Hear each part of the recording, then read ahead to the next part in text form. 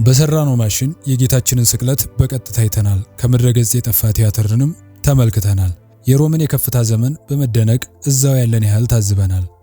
ማሽኑ ያለፈውን ጊዜ በቀጥታ ቁልጭ አድርጎ የሚያሳይ ታምር ነው። ሰላም ውድ የቁም ነገር ወዳጆቻችን እንደምን ቆያችሁ? ለዛሬ ዜናው ዓለምን ጉድ አስብሎ ስለነበረ አንድ አስደናቂ ማሽን እንነግራችኋለን። ማሽኑን በዘመኑ የነበሩ ዕውቅ ሳይንቲስቶች ሰርተውት እንደነበር የሚተረክ ሲሆን በዋናነት ግን የሐሳቧ ምንጭና ጠንሳሽ እንዲሁም ከሌሎች ጋር አብረው ፈጠራውን የሰሩት አንድ የቫቲካን መነኩሴ ነበሩ። ወደ ዝግጅቱ ከመሄዳችን በፊት እንድንሰራላችሁ የምትፈልጉት ርዕሰ ጉዳይ ካለ በኮሜንት መስጫ ሳጥኑ ላይ በነጻነት ልታሳውቁን እንደምትችሉ እናስታውሳለን። በ20ኛው መቶ ክፍለ ዘመን አጋማሽ ላይ በቫቲካን ውስጥ ተሰርቶ ነበር ተብሎ የሚነገርለት ነገር ግን ህልውናው በሳይንስ ያልተረጋገጠ ወይንም በዘመኑ የነበረው ሳይንስ ሊረዳው ያልቻለ ያለፈውን ጊዜ መመልከቻ መሳሪያ ነው ክሮኖቫይዘር። ለመሆኑ ይሄ ያለፈውን ጊዜ አንዲት ሰከንድ እንኳ ሳትሸራረፍ እንደ ቴሌቪዥን በምስል ቁልጭ አድርጎ የሚያሳየው ማሽን ምንድነው? እንዴትስ ተሰራ? በማንስ እንዲሁም ማሽኑን ለመስራት ምን አነሳሳቸው የሚሉትን አስደናቂ የታሪክ አጋጣሚዎች እንመልከት። ክሮኖቫይዘር እንደ የጊዜ ማሽን ወይም ታይም ማሽን ሰዎችን ወደ ኋላ በታይም ትራቭል የሚወስድ ሳይሆን ልክ እንደ ቴሌቪዥን ያለፈውን ታሪክ በምስልና በድምጽ ስክሪን ላይ የሚያሳይ መሳሪያ እንደነበር ይነገራል። የፈጠራው ባለቤትም አባ ፔሌግሪኖ ኤርኔት የተባሉ ጣሊያናዊ የካቶሊክ ቤተክርስቲያን መነኩሴ ሲሆኑ ከምንኩስና ውጭም ዕውቅ የፊዚክስ ሊቅና የሙዚቃ ተመራማሪ ነበሩ። በአባ ፔሌግሪኖ ኤርኔት ገለጻ መሰረት ክሮኖቫይዘርን ለመስራት ያነሳሳቸው ዋና ምክንያት በአጋጣሚ የተፈጠረ የአንድ ክስተት ገጠመኝና የሙያ ፍላጎታቸው ውህደት ግጥጥሞች ነው። ይኸውም የመነሻው አጋጣሚ ወይም አክሲደንታል ዲስከቨሪው የሚጀምረው እንደ አውሮፓውያን አቆጣጠር በ1952 አባ ኤርኔቲ ከሌላ ታዋቂ ቄስና ሳይንቲስት አባ ኦግስቲኖ ጄሚሊ ጋር በሚላን የካቶሊክ ዩኒቨርሲቲ ውስጥ በመስራት ላይ እያሉ ነው። ክስተቱም ሁለቱ ቄሶች የቤተክርስቲያን መዝሙሮችን ወይም ግሪጎሪያን ቻንትስ የሚባሉትን በጥንታዊ የድምጽ መቅጃ ሽቦ ላይ እየቀረጹ ነበር። በስራው መካከል ሽቦ ደጋግሞ ይበጠስ ስለነበር አባ ጄሚሊ በብስጭት ስሜት ውስጥ ሆነው ከሞቱ ዓመታት ያለፋቸውን አባታቸውን ሁሌም የሆነ ነገር ሲገጥማቸው በልማድ እንደሚሉት ሁሉ በዛ ቀንም እባክህ እርዳኝ አባቴ ይላሉ። ከዛም ክሩን ሲያስተካክሉ ቆይተው የተቀረጸውን ድምጽ መልሰው ሲያዳምጡ የአባ ጄሚሊን ድምጽ ብቻ ሳይሆን የሞተውን የአባታቸውን ድምጽ ሁሉ ጊዜ ካንተ ጋር ነኝ እረዳሃለሁ ሲሉ ሰሙ። በዚህ ጊዜ አባ ጄሚሊና አባ ኤርኔቲ በሽቦ መቅረጫው ላይ የሞተውን ሰው ድምጽ በግልጽ ሲሰሙ የመጀመሪያ ስሜታቸው ደስታ ሳይሆን ከፍተኛ ድንጋጤና ጸጸት ነበር።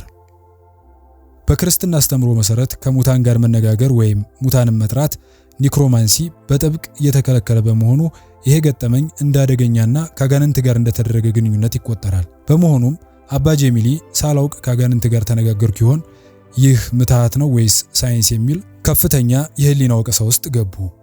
በዚህም ምክንያት ጉዳዩን ለበላይ አካል ማሳወቅ ግዴታ ስለነበር የተከሰተውን ነገር በጊዜው ለነበሩት ርዕሰ ሊቃነ ጳጳሳት ፒየስ 12ኛ በዝርዝር ለማቅረብ ወሰኑ። ከዛም ሁለቱ ካህናት ወደ ቫቲካን በመሄድ ለርዕሰ ሊቃነ ጳጳሳቱ የተፈጠረውን ክስተት አንድም ሳያስቀሩ ነገሯቸው። የሚገርመው ነገር ግን ጳጳሱ ነገሩን ካዳመጡና ገጠመኙን ከተረዱ በኋላ የሰጡት ምላሽ ወቀሳና ቅጣት ሳይሆን ማጽናናትና ሳይንሳዊ ድጋፍ ነበር። ይኸውም በመጀመሪያ ውድ አባ ጄሚሊ በዚህ ጉዳይ ልትጨነቁ አይገባም። ይህ የመናፍስት ጥሪ አይደለም። ሸክላዎች ድምጽን መቅረጽና ማስተጋባት ከቻሉ ሳይንሳዊ መሳሪያዎች ለምን አይችሉም የሚል መንፈስ ያለው ምላሽ ሰጡ። ቀጥለውም ይህ መቅረጫ መሳሪያ ኦብጀክቲቭ ነው፣ ስሜት ወይም ምናብ የለውም። የተመዘገበው ድምጽ በሳይንሳዊ መንገድ የተገኘ እንጂ በአስማት የተጠራ አይደለም ብለው ደመደሙ። እንዲያውም ይህ ሙከራ ከሞት በኋላ ህይወት ስለመኖሩ ለሰዎች ሳይንሳዊ ማረጋገጫ ሊሰጥ ይችላል። የሚወዷቸውን በሞት ላጡ ሰዎችም ትልቅ መጽናኛ ይሆናል አሉ። ይህም ድንገተኛ የጳጳሱ ያልተጠበቀ አዎንታዊ ምላሽ ለሁለቱ ካህናት በተለይም ለአባ ኤርኔቲ ትልቅ አረንጓዴ መብራት ሆነላቸው። ይህ ክስተት ለኤርኔቲ ትልቅ ጥያቄን የፈጠረባቸው ሲሆን ድምጽ ከሞት በኋላ የሚቀጥል ከሆነ ወይም ያለፈ ድምጽ ሊሰማ የሚችል ከሆነ ሳይንስ ይህንን ማጥመድ ይችላል ወይ የሚል ሐሳብ በውስጣቸው አደረባቸው። ኤርኔቲ ከሞት በኋላ ያለውን ድምጽ ወይም ያለፈውን ታሪክ በሳይንስ መመርመር ኃጢአት አይደለም የሚል ማረጋገጫ ከጳጳሱ እንዳገኙ ጥናታቸውን ከድምጽ ብቻ አልፈው ወደ ምስል በማሳደግ ታዋቂውን ክሮኖቫይዘር ወደ መፍጠር ተሸጋገሩ። ድምጽና ብርሃን የኃይል ወይም ኢነርጂ አይነቶች ናቸው። ኃይል ደግሞ አይጠፋም፣ ወደ ሌላ ነገር ይቀየራል እንጂ። ስለዚህ የሰው ልጆች የተናገሩት እያንዳንዱ ቃልና የሰሩት እያንዳንዱ ስራ በሞገድ መልክ በጠፈር ውስጥ ይንሳፈፋል። ትክክለኛውን መሳሪያ ከሰራን እነዚህም ሞገዶች መልሰን ወደ ምስልና ድምጽ መቀየር እንችላለን በማለት ነበር መጀመሪያ ወደ ምርምሩ ጉዞ የጀመሩት። ነገር ግን ምንም እንኳን ጳጳሱ ድጋፍ ቢሰጡም ጉዳዩ በሰፊው ሕዝብ ዘንድ ግርታ እንዳይፈጥር በሚስጥር እንዲያዝ ምክር ተሰጥቶ እንደነበርም ይነገራል። ከዚህ የጳጳሱ ሸክም አቅላይ መልስና እንዲሁም ማሽኑ እንዲሰራ ከተሰጠው አዎንታ ላይ በመነሳትም ቀድሞ ያሰቡትን ሳይንሳዊ ሀተታ በመያዝ አባ አርነቲ ማሽኑን ወደ መገንባት ነበር የተሸጋገሩት። ነገር ግን ይህንን ማሽን ለመስራት የእሳቸው የሳይንስና የሙዚቃ ዕውቀት በቂ ስላልነበረ በቫቲካን ጣልቃ ገብነት በዘመኑ አሉ የተባሉ በሳይንሱ ዘርፍ ስማቸው ገኖ ከሚጠሩ ሳይንቲስቶች 4ቱን በመምረጥ ስራውን ማስጀመር ተችሏል። በዚህ ዝግጅት የሁለቱን ዋና ሳይንቲስቶች ሚና የምናይ ሲሆን የሁለቱን ማንነትና ሚና ግን ለእናንተ ለተመልካቾቻችን የቤት ስራ እንሰጣለን። አባ አርነቲ ይህንን ማረጋገጫ አግኝተው ማሽኑን ወደ መስራት ሲገቡ አብረዋቸው ከነበሩ ባልደረባዎች ውስጥ በዘመኑ ታዋቂ የነበረው ጣሊያናዊው የፊዚክስ ሊቅ ኤንሪኮ ፈርሚና የሮኬት ሳይንስ ሊቅ የሆነው ጀርመናዊው ወርነር ቮን ብራውን ይጠቀሱበታል። ኤንሪኮ ፈርሚ ታላቅ ጣሊያናዊ የፊዚክስ ሊቅ ሲሆን በኋላም የአሜሪካ ዜግነት ያገኘ ዕውቅ ሳይንቲስት ነው። ፈርሚ የኒውክሌር ፊዚክስ አባት በመባልም ይታወቃል። እንደ አውሮፓውያን አቆጣጠር በ1938 የኖቤል ሽልማት አሸናፊ ሲሆን በቺካጎ ዩኒቨርሲቲ የዓለማችን የመጀመሪያውን ኒውክሌር ሪአክተር ወይም ቺካጎ ፓይል 1 መርቷል። ኃይል ፈጽሞ አይጠፋም በሚለው መርህ ላይ በመመስረት የጥንት ምስሎችና ድምጾች እንደ ኤሌክትሮማግኔቲክ ሞገድ በጠፈር ውስጥ ይንሳፈፋሉ የሚለውን ሐሳብም አምጥቷል። አባ አርነቲ የክሮኖቫይዘር ጽንሰ ሐሳብ ከፈርሚ ጋር ባደረጉት ውይይት እንደተጠናከረ በመግለጽ በዚህ ማሽን ስራ ላይም ኤንሪኮ ፈርሚ የፕሮጀክቱ የመጀመሪያው ንድፍ የቀመር መሰረት አውጪ ሚናን እንደተወጣ አባ አርነቲ ይናገራሉ።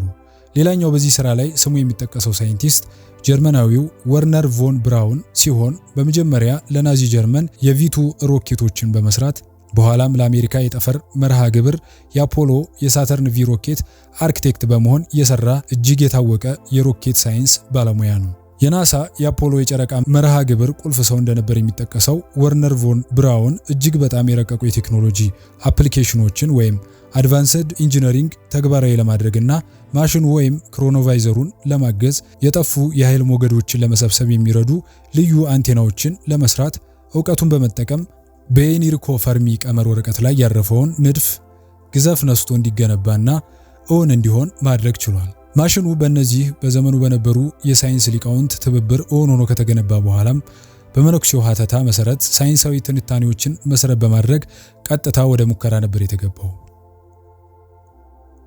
ክሮኖቫይዘር እውን ከሆነ በኋላ ጳጳሱ በተገኙበት ማሽኑ የሚሰራውን ታምር ማየት እንደተቻለ በዝርዝር የሚናገሩት አባ አርነቲ ቀድሞ ስለ ድምጽና ምስል ሞገዶች ለዘላለም በጠፈር ላይ መንሳፈፍ ባነሱት ሐሳብ መሰረት ማሽኑ እሳቸው እንዳሉት ትክክለኛ የሞገድ ንዝረቶችን እየሰበሰበ ያለፉ የታሪክ ገጠመኞችን ማሳየት እንደጀመረ ይገለጻል።